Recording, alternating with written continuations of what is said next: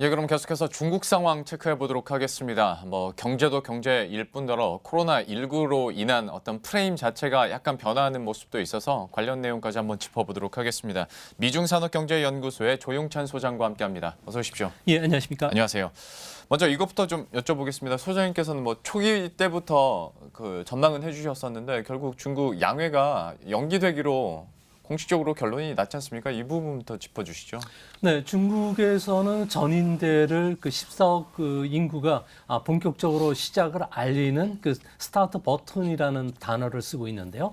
이런 스타트 버튼이 갑자기 연기된 것은 아무래도 양회와 관련된 주요 위원들 5천 명이 베이징에 모이게 되면은 이 사람들뿐만 아니라 비서 공무원, 그리고 취재 기자까지 몰리게 되고요. 또 경비 인력만 30만에서 60만 명이 몰리다 보니까 아무래도 집단 감염이 일어날 가능성이 높기 때문에 그렇습니다.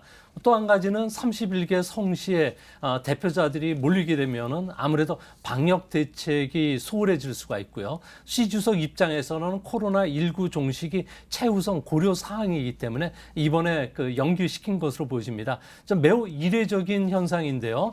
개최될 일자조차도 발표되지 않았다고 합니다. 아무래도 4월 초에 예정되고 있었던 일본의 국빈 방문이라든지 우리나라 상반기 방문 같은 경우에도 연기될 가능성이 크지 않을까 보여집니다. 예. 그러면 이것도 전망을 해봐야 되겠습니다만 언제쯤 그러면 가능할 거라고 보시는지 뷰도 좀 궁금하고 과거에도 이렇게 연기됐던 사례가 있었습니까? 네, 중국에서조차도 개막 일정과 관련해서는 불확실하다고 하는데요. 아무래도 낙관적으로 봤을 경우에는 3월 말에 개최될 가능성이 크겠지만 지금 현재 상황으로 봐가지고는 4월 초쯤 개최가 되지 않을까 보여집니다. 전인대라는 것은 한 해 기본적인 국가 운영과 관련된 정책 방향을 결정하는 회의인데요. 성장률뿐만 아니라 물가 그리고 통화와 관련된 정책, 실험과 관련된 목표가 정해지게 됩니다. 이에 따라서 예산과 법률 그리고 인사안도 승인이 되는데요. 1985년 이후에는 3월에 개최되는 게 관례였습니다. 1998년부터는 3월 5일 날로 고정이 되어 왔는데요. 개최 일정이 변경된 적은 딱 3번 있었습니다. 1957년도에 반우파 투쟁 때, 그리고 1959년에 대약진 운동, 그리고 1963년 문화 대혁명의 계급 투쟁이 심화됐을 때 정지가 됐었습니다. 하지만 이런 것들은 모두 정적 갈등에서 비롯됐던 사항인데요. 이번에는 이 정적 갈등보다 더 심각하다고 전염병을 예측했던 것으로 보여집니다. 예. 아무래도 양회를 통해서 경기 부양책이 뭐가 나올까 많은 분들이 궁금했었는데 이거는 조금 더 시간이 필요할 것 같고, 그리고 또 한 가지가 중국이 바라보고 또 전망하고 있는 GDP 성장률은 어떻게 바뀔까였는데 이것도 중국의 입장은 조금 더 시간을 두고 지켜봐야 될 것 같고, 지금으로서 그러면 분석을 해봤을 때 어느 정도로 파악해 볼 수 있을까요? 네, 중국 정부가 보는 2월 말까지 종식시키고요. 그리고 3월부터 영업 정상화에 나설 가능성이 크다고 중국 정부는 발표를 하고 있는데요. 이렇게 되면은 중국 같은 경우에는 아무래도 외식이나 소매, 교통 산업과 관련해서 매출이 10% 정도 감소했다는 점에서는 1분기 GDP 성장률은 4.8% 전후로 나올 것으로 보여집니다. 하지만 중국의 경제와 관련된 채용계 지표가 있는데요. 여기 보면 도로 혼잡 지수라든지 6대 화력 발전소의 석탄 소비량, 그리고 주택 거래 건수를 보면은 사상 최저 수준까지 지금 떨어져 있는 상황입니다. 이런 측면에서 3월에도 경기가 개선되지 않는다면은 현재 베이징과 같은 1, 2선 도시를 중심으로 해서는 거의 지하철 같은 경우에는 사람이 한 10%밖에 타지 않고 있고요. 예. 도시 중심부 같은 경우에는 거의 사람이 보이지 않는다고 합니다. 식당가 같은 경우에도 80%가 폐점이 됐다는 측면에서는 이번에 1분기 GDP 성장률은 3.8%까지 떨어질 것으로 보여지고요. 또 연간 성장률도 4.6%에 머무는 충격적인 결과가 나오지 않을까 보여집니다. 그러게요. 정말 그렇게 나온다면 이제 시장에서는 쇼크로 받아들일 수밖에 없는데, 중국 정부 입장에서는 이것을 좀 만회하기 위해서 부양책을 어쨌거나 내놓을 거 아니겠습니까? 그러면 좀 어떤 내용이 전망됩니까? 네, 중국 정부 입장에서는 사회 안정이 가장 중요한 모토가 됩니다. 이를 위해서 경기 급감소, 그리고 고용 해고를 막는 게 이번 전인대의 최고의 목표라고 합니다. 부도 위기에 지금 중소기업뿐만 아니라 영세 기업이 몰리고 있는데요. 자금 지원뿐만 아니라 대출 연장, 세금 감면 카드가 나올 것으로 보이고요. 또 기업 부도 대란을 조금이라도 늦추기 위해서 기업들에게는 사회보험료인 기업연금, 그리고 실업급여, 상해보험과 관련해서는 납부 연기, 그리고 부동산세 감면 조치가 취해질 것이라고 합니다.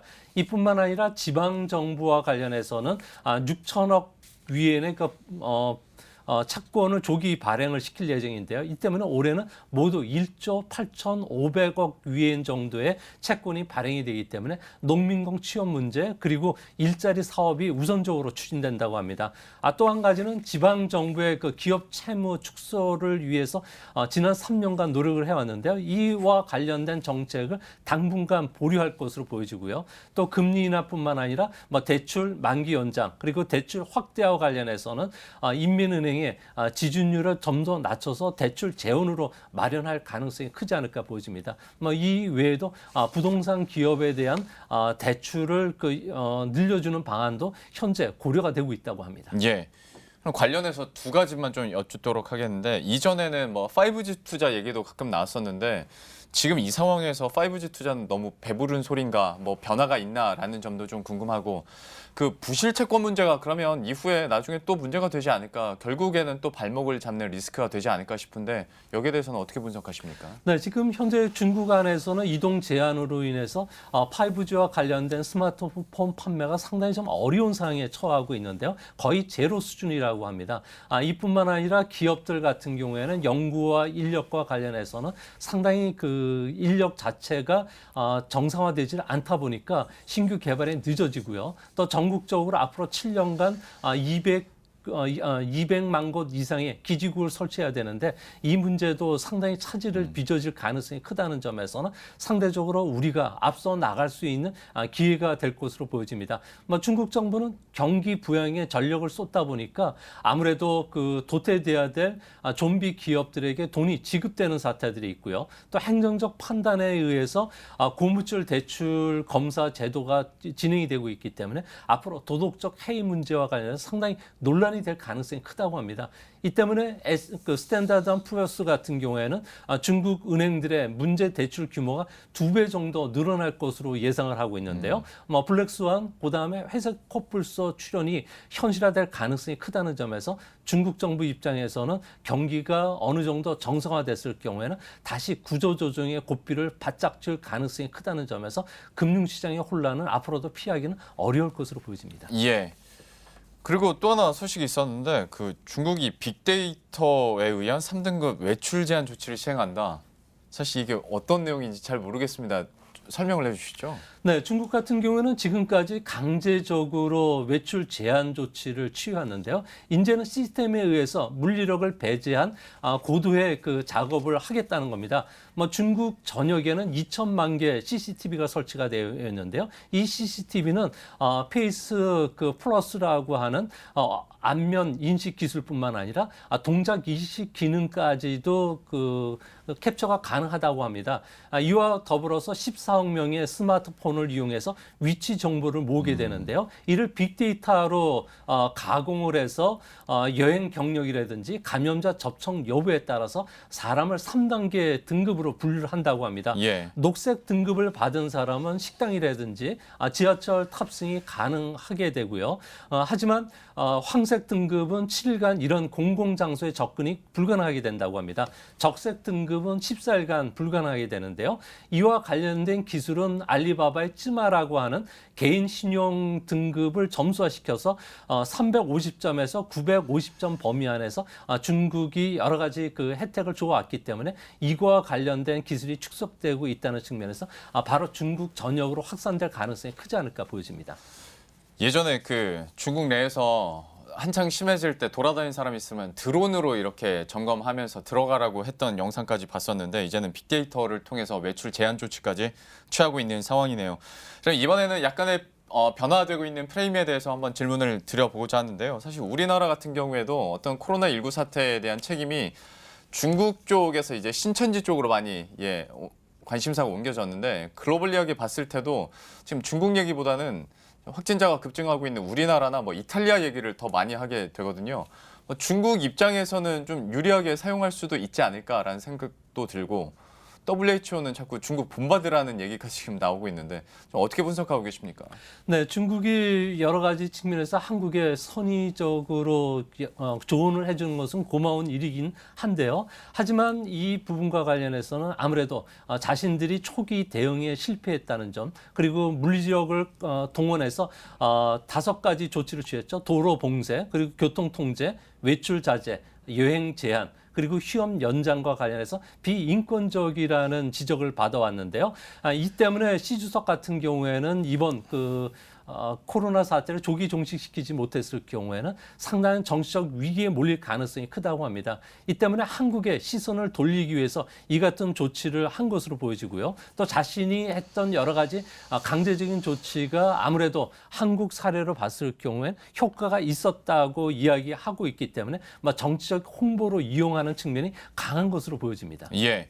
근데 지금 보면 뭐 한국 가지 마 혹은 한국 사람들 오지 마라고 제한하는 국가들이 많아지고 있지 않습니까? 여기에 대해서 우리들은 외교적인 대책을 어떻게 세우는 게 좋다고 보십니까? 네, 현재 우리나라와 관련해서 24개국이 출입 금지뿐만 아니라 절차를 좀 강화시키는 절차를 취하고 있는데요. 예. 코리아 포비아가 확산되면은 아무래도 대의적인 이미지가 추락하게 되고요. 또 국가 브랜드 신뢰도 추락, 그리고 해외 여행객 감소, 그리고 궁극적으로는 신용 등급까지도 떨어질 위험이 있습니다. 이렇게 되면 원상 회복하려면 시간이 상당히 길게 되고요. 또한 비용도 10배 이상 든다는 게 현재까지 정설입니다. 우리나라의 CDS 프리미엄을 보면 한 달 전과 비교해서는 무려 23%가 오른 38로 지금 나오고 있는데요. 예. 이 때문에 우리나라와 관련된 포비아 현상이 확산되지 않기 위해서 주요국 언론들에 대해서 인터뷰라든지 기고를 해야 되겠고요. 한국 홍보를 하기 위한 광고 영상을 만들어야 됩니다. 우리가 이번 코레라와 관련된 확산 방지에 선제적으로 대응하고 있고요. 또 국제사회와 적극 협력하고 있다는 점을 지금이라도 적극적으로 홍보해야 될 것으로 보여집니다.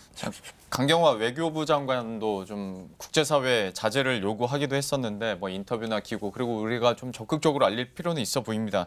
근데 상황이 이렇게 되다 보니까 우리나라의 경제 손실은 뭐 어쩔 수가 없을 것 같은데 또 일주일 만에 나오셨으니 또 업데이트된 수치를 얘기해 주셔야 될 것 같습니다. 어느 정도로 추산이 됩니까? 네, 경제에 미치는 영향은 어떤 변수를 넣느냐에 따라서 결과치가 상당히 달라지는데요.